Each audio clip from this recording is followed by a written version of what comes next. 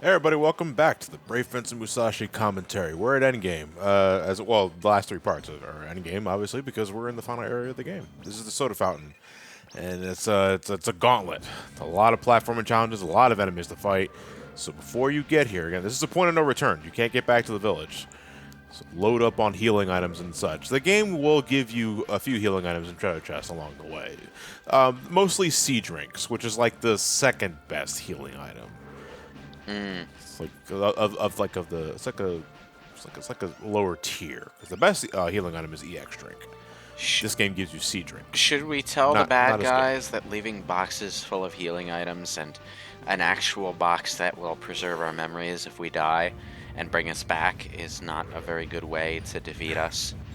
They don't want us to. All right, so I would think that the ending game justification for that is that they don't want us dead yet because we have to liberate the Sky Scroll. Only we can do that. They 'cause also we need have to grab Lumina from us. Yes. Well, why did they ask? Only after we liberate the scroll. Why did they ask you to give them Lumina before you did that then?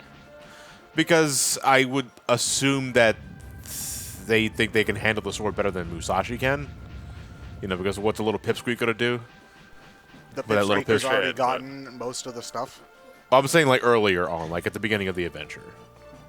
You know, if they're trying to get Lumina from early in the adventure. They're probably saying, like, No, I mean what like can this pipsqueak just do? outside this area, the guy was asking for Lumina. Well, he was saying that we dare you to infiltrate the castle and rescue the princess. Oh, okay. Okay. Yeah.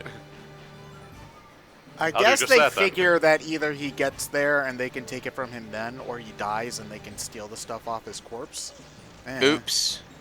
Wait, hold on. Why are those spikes also electrocuted? That seems a little I have no redundant. idea. I don't know.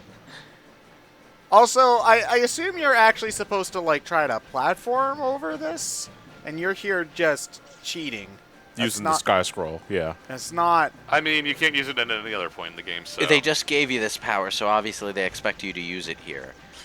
It's very possible to get through this without using the Sky Scroll, though. But it's like, why would you? It doesn't look that particularly hard, especially Yeah. since, you know, it's an RPG, so you have a health meter and all that. And you have a double jump Yeah. for course correction. It's not that difficult. But it's also like, we just gave you the Sky Scroll. Use it. Yeah. All right, so this is, in my opinion, the hardest boss of the game. This guy? What? Yeah, Ben. Ben is an idiot, but fuck does he hurt. Okay. Like, he's kind of like, in a way, he's kind of like a Gilgamesh. Like, you know, he has a lance, but he also has a lot more weapons. He has a lance, he has bombs, he has tomahawks, shurikens, the whole 9 yards, and he fucking hurts. And my philosophy with this fight is kill him before he kills me. Oh, Well, that's how jeez. every fight works, John. No, I think you made that up, Ted. was Okay. the, what tell was me, the, tell what- me a what was- fight that you win by dying before you kill the other guy. Vile. The Sorrow Metal Gear Solid 3. That is true. No, that's not you. That's not. You Wait, asked hold for an on. example, and I gave you one, and you Wait, don't hold like on. the Which one answer, is so the you just say Sorrow? The no. Sorrow's Wait, the so what- dead guy. Yeah, you die and then you fight him in his, like, dream world thing. Yeah, but in the actual, that's just getting to the fight. That's different. That's still No, part no, of the fight. that's part of the fight. Oh, you're You can't talking be- about how hard this fight is. Yeah, it's hard when you stand right next to the bombs and don't try to dodge them. All right. Don't try and change the subject, Ted. I gave you an answer to the question. You're just trying to change the subject. Oh, Yeah, you're but, talking. Oh, this boss is so hard. It looks like you're just running straight at his face and not even trying to dodge. No, I am. those bombs, actually, though, they do look really annoying to avoid because, you know, normally when a boss does this kind of, you know, throws bombs around the field thing, there would be an easy enough to follow pattern to, like, what order they explode in. This guy just throws bombs in an almost willy-nilly way, so they're exploding all over the place in an order that doesn't really... Well, they do. There is an order to them because they flash red, and the ones that flash red first Well, are no, the it's, ones that will it's explode more that they first. can easily fall on top of you because there's no indication that it's worth they're going aside from his general location. Oh yeah, sure. But if a bomb's flashing red and it's right next to you, try moving Getting out of the way. of the way. Oh, the thing is, like, getting out of the way in any direction might just put you next to another bomb that's about to explode. It's hard to watch them all at once and they all explode in a weird order rather than, say, exploding one after the other in a specific pattern that you can deliberately run from, like, say, the Nitro and TNT crates in Crash 2's Ripperoo boss, for example. A save point, I guess. Thanks. I'm just Yeah, saying. they allow you to save after every boss. Should try again. If you guys just found good, you just acquired it. It would make your life a lot easier. I don't appreciate you pushing your religion on me, Ted. Okay, look. Good is life-changing. All right? Before I found good, before I got good, I was worthless. I had nothing to live for. But then Yeah, but that took you like 10 years, Ted. then good came into my life, and suddenly... This sounds like a shitty infomercial for that airs at like 3 in the morning. Oh, yeah, like a televangelist? Probably, yeah. Yeah. You know, once good entered my life... Minister Good. Women Nice to see you again. Women can't get enough of me. You know, men want to be like me. You know. I mean, some men could still want you. We don't judge. Yeah. Wow, I mean, I'm not gonna lie. Good sounds like a fucking asshole. Good can be yours today for the low price of $29 a month plus shipping and handling. All right, so you remember that calendar we got from the mayor way back in Chapter 4? That's actually the clue of what doors you should be taking in this part of the game. If you take the wrong door, you reset to the opening door. How are you supposed to put those two pieces together? You see the symbols on the door, and I'm assuming in your first playthrough you get the calendar, you look at the item, and you see the symbols on the item description. You put two and two together?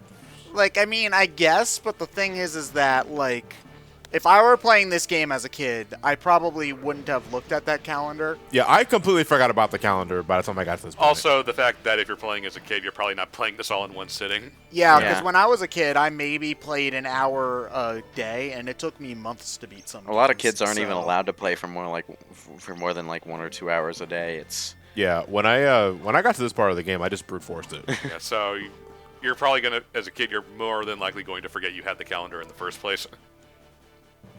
Let alone that there are symbols on it and all that. So, do they give you any sort of like nudge to remind you about the calendar? No. That's weird. You just have to remember that it's in your inventory. I mean, I guess you're kind of... Why is the fire scroll a sad face? I don't know. I'm glad I'm not the only one who thinks that, though. It does kind of look like one. It is a sad face. I think it's supposed to be a mountain with 2 suns or some other shit. I don't know. It's a frowny face. Yeah, it's a frowny face, though. It's a frowny. Yeah, it's like one of those like Japanese emotes that aren't sideways. Like it's like yeah. Hold on, I'll so type it's a greater than colon. It's like it's like a less than 3. Hold on, it's like one of the. Actually, no, that just kind of looks like a triangle when I put it into Discord. I don't know how to make the dots in the middle. Whatever. I swear I've seen the water scroll symbol in Dawn of Sorrow. Oh, it's probably one of those. It's probably like the alchemic symbol for water or something. Maybe. That'd be my best guess. You'd be surprised. Remember when Castlevania thought it was a good idea to make you take your stylus out after a boss fight and quickly draw a touchscreen thing? Otherwise, you have to fight another third of the boss's health. Yeah. That was the DS stand for dipshit. Bad. The DS stood for do scribbles. And God forbid you're like playing in bed or something. Or you lost your stylus, which a good chunk of people did, and you're using your fingernail for that crap. What? I hate this jump. Worst jump in the game here. You need the wind scroll because you got a turbine pushing you to the right, and you got to use the wind scroll to go left. In the middle of this, you have to make this jump right here. If you miss that jump, you are sent all the way back to the first floor, and you essentially have to do this entire thing over again. Oh, jeez. Ooh, that sucks. Yeah. This area, I'm gonna be. Rumor has it if you fall again, you gotta do steam mode again. I'm gonna be real.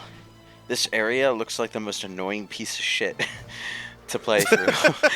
It's more because if you don't memorize the entire sequence of doors you have to go through, you have to pause the game and check the calendar, just to be sure. That's if you even know to check the calendar at all. I can never commit the game to memory. Thankfully, though, the next boss, Ed, is not really that difficult. Really repetitive.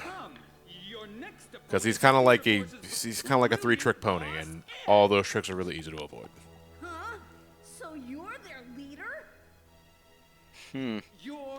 Also, they all have this thing about them saying that they're the leader of their group.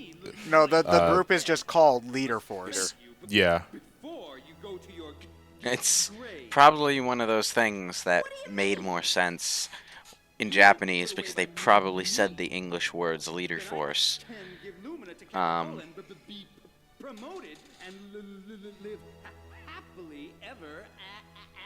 Okay. You might want to check your throat, buddy. You wish. You're gonna burn for what you Like, maybe he doesn't have a stuttering problem. Like, maybe he's in the cock and ball torture. We'll see about that. Okay. That's random. I don't see the connection. No. I'm saying it's probably some sort of phantom talking about his nutsack while he's talking. Otherwise, why the heck? I don't know. Like, I've heard of character quirks, but it's like, I don't know. I don't know many characters in video games that I played that have a stuttering problem. There's Agnes from Devil May Cry 4. I never played Devil May Cry 4 to You've that never extent. played a Looney Tunes game? What, pork? No, not really. Well, Like, I Looney played Tunes, I Tournament played Fighter, make it happen. I played Death Valley Rally on the Super Nintendo.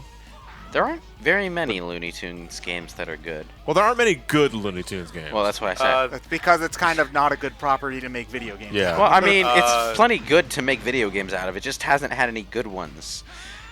I played a few of them on like Game Boy and Super Nintendo. I had the Speedy Gonzales Sonic knockoff on Game Boy. Oh my god, I remember that one. I played the Sonic knockoff though before I played the Speedy Gonzales game. I remember that game being relatively okay. Yeah. I mean, there are some okay ones, just not any standout good ones. Disney did better in that respect. They've got actually quite a few good games starring like Mickey Mouse and Donald Duck and stuff. I think that's because they bothered putting more money into it. Yeah. Yeah, more or less. I mean, there's like, what's it called? Magical Quest is good. Castle of Illusion, Quackshot, Magical Quest on Super Nintendo. Epic Mickey. Is Yeah. Epic Mickey actually a good game, though? I've heard such weird things about It's it. an okay game, but I think everyone admits that if they'd actually used like the concept art, it would have been way better. Oh, so it's not like, so it's just like generic 3D platformer. Disney told them to tone it down a whole lot. Yeah, I just 'cause hate it's a the Mickey I property. just I Yeah. just hate the name Epic Mickey. To be fair, it was like what 2007, so it was before that like 2010 point where Kirby's it was Epic Yarn. The fact that there's a game called Kirby's Epic Yarn is still Epic Mickey to me is not too far removed from Awesome Possum, and it's like if you have to tell me in the title that you think this character is good in any sense, I think Cool spot. I think it's a pun, honestly. Like Epic Yarn, for example, is a pun on the fact that the word yarn can also mean story.